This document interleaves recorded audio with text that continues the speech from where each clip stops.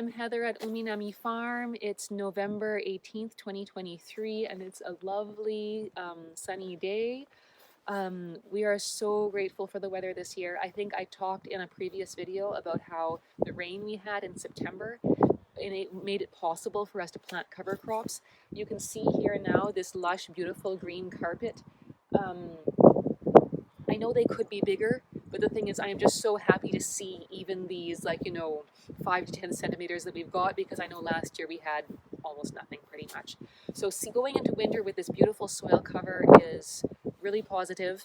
Also, we've been really grateful to have so much dry weather this fall. What it means in the bigger picture for the reservoirs, I don't know, but having this kind of weather where we can be outside, finish cleaning up the fields, put away all the drip tape, there's lots of work like that that people don't always think of as being part of farming, but we need to go around doing all these cleanup jobs so that this year is closed off and we're ready to go into next year. But in a sense, our year never really ends. Like, we're still transplanting seedlings in the greenhouse and making seedlings for upcoming plantings. And so why don't we go there and take a look at what we've been planting?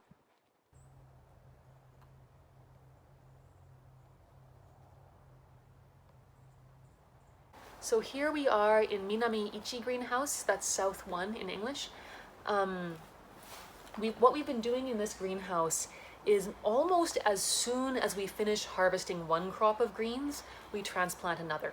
We've always done some degree of winter transplanting, but this year we're really pushing it a lot harder to see if we can try to make more winter crops. So the kinds of things we've been transplanting are actually the same kinds we direct seed in the spring through summer and early fall season. Here we've got some transplanted mizuna, transplanted wasabina over here. These little ones, I believe, are either komatsuna or chingensai. We've got some negi, some green onions here. And we've got some beautiful little lettuces behind us here. Now, I mentioned earlier how we haven't had actually that much rain this fall. We've had a lot of dry weather. We actually still need to irrigate inside the greenhouse because there hasn't been enough rain to actually come underneath the ground and wet the ground from below. So that's one thing that's still keeping us busy even at this time of year. But I have to say, one of the real joys of our work is that we can still be transplanting, we can still be seeing new growth, even when it's almost, what is it now, a month away from the solstice. We will, however, find that the growth is really going to slow down in the coming weeks. So many of these crops will not be ready to harvest until the new year, but they're ready, they're waiting. We're hoping that it won't be too long before they're out in Fujiya and the box program and so on like this. So a lot of people have been asking, where's the haksai? Where's the Chinese cabbage? Here is one of our patches of haksai. These are our early varieties that we would ideally start to harvest sometime around now. Now, I say ideally because even though they look really lush and green, they're not actually doing that well this year. As you know, haksai, you kind of want to have this like nice firm head inside where the leaves are all tightly packed. But the thing is that these guys are not getting all nice and tightly packed. They're still loose. And I mean, many of them are still open. They haven't even closed over. And even these ones where they are kind of closed over, see, it's all fluffy inside still. And so, we're trying to brainstorm why we're having this problem.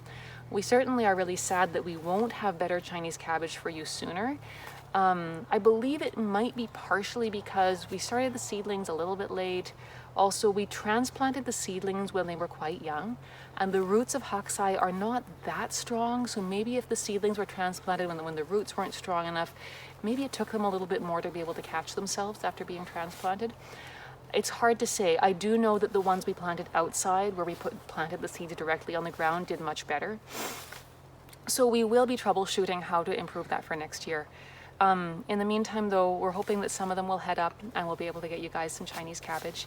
Now, I will say, this is one reason why it's really good in this style of farming, because we have multiple kinds of crops. And so even if one thing has a challenging year, there's still other crops. You see this beautiful Swiss chard here, carrots, more carrots, the komatsuna and the other our other Japanese greens, there's always something else that has a chance to thrive and do well. So as we head into the winter season, we're really hopeful of having lots of beautiful things for you. You know, we look forward to the winter both as a time of work and a time of rest. Today in particular, being a little bit of a quieter day, we're going to have a bit of a farmer's afternoon off and go have lunch at a food truck nearby that uses our vegetables. I'll say bye for now because this is the end of the farm segment, but we'll have you guys join us at the food truck later so you can see what's going on there. We've had a beautiful lunch at Hide and Seek food truck in East Sooke. This is at the corner of East Sooke Road and Gillespie. During the winter, they're open. It's Friday, Saturday, Sunday? Yeah, Friday, Saturday. Yeah, Sunday, Friday, so, Saturday, Sunday during the winter, and they have more open hours in the summer, of course. But you know, you can check that out if you search for their Facebook page.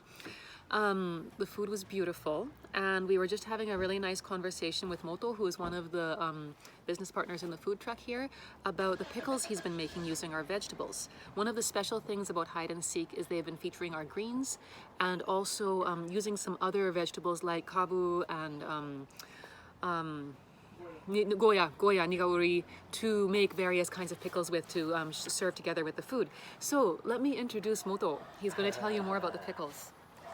Hi, nice to meet you. My name is Moto. I'm owner of the Hide and Seek and the food truck. Yeah, so right now with the harvest times, I'm using a lot of the Umi Nami farms the vegetables, especially greens for sure. But right now I'm starting the pickling, the many stuff for the like kabu, the turnips, and the goya, the bitter melons, and hinoa, and the radish, and the cucumber stuff, all pickling stuff, and that started jarring as well. So yeah, so please try some, and they enjoy yeah, and the farms and our taste together. そうですよね。はい、ちょっとホット。ああ、それはもちろん。